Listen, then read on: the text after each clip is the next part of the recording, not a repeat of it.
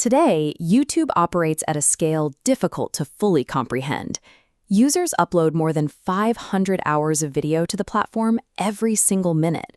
It stands as the world's largest video hub and serves as the structural foundation for a multi-billion-dollar creator economy.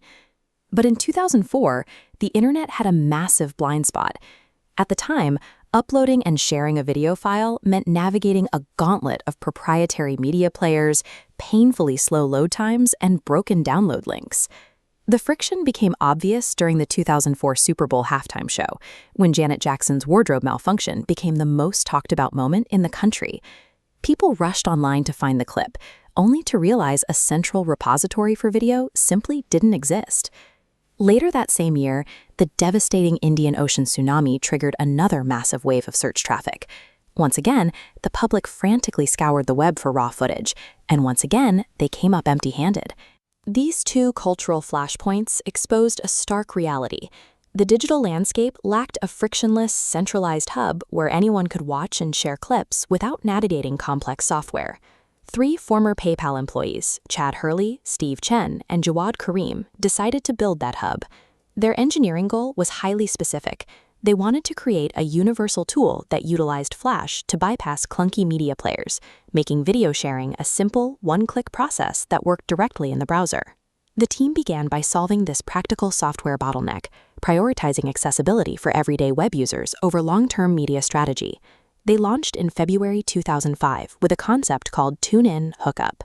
It was designed to be a video dating website, and it was a complete failure. They even offered to pay women $20 to upload videos, and still couldn't attract a user base. But then, the founders realized something crucial. Their back-end technology worked, it was their specific use case that was failing. So they stripped away the dating angle and pivoted to a completely open format, allowing users to upload whatever they wanted. On April 23, 2005, Jawad Karim uploaded an 18-second clip called Me at the Zoo.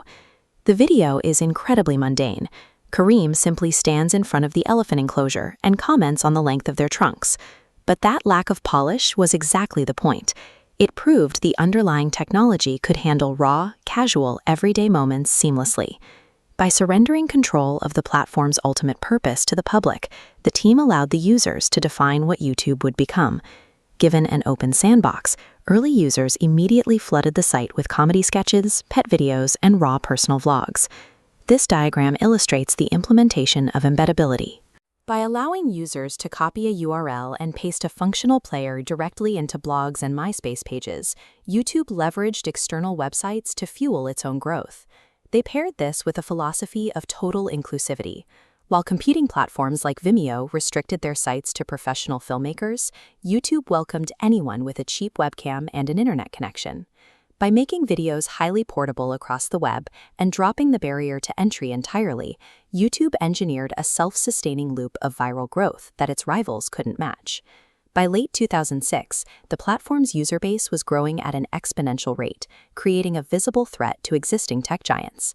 Over at Google, executive Susan Wojcicki was overseeing their own in-house video project, Google Video. She ultimately had to go to her board and admit that the product they had spent significant time and money building was losing. Her recommendation was to buy the winner instead. In November 2006, Google officially acquired YouTube for $1.65 billion in stock. This acquisition forced the rest of the tech industry to accept a new reality. User-generated content was a legitimate billion-dollar market. At the time, media pundits viewed that price tag as a severe risk. YouTube had no actual revenue model, and it was facing a tidal wave of copyright lawsuits from television networks over uploaded clips. This flowchart illustrates how engineers solved the legal crisis.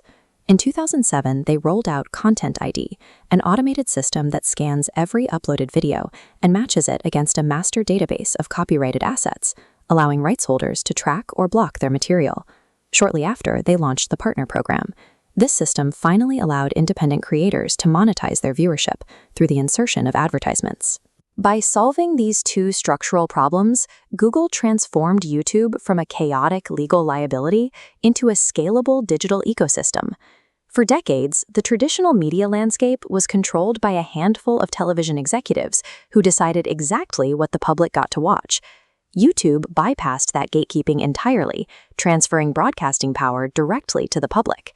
Today, that open structure hosts a vast universe of specialized content, spanning everything from professional gaming streams and deep-dive educational essays to independent news coverage and global music releases. A tool built to simplify video sharing ended up decentralizing the media landscape.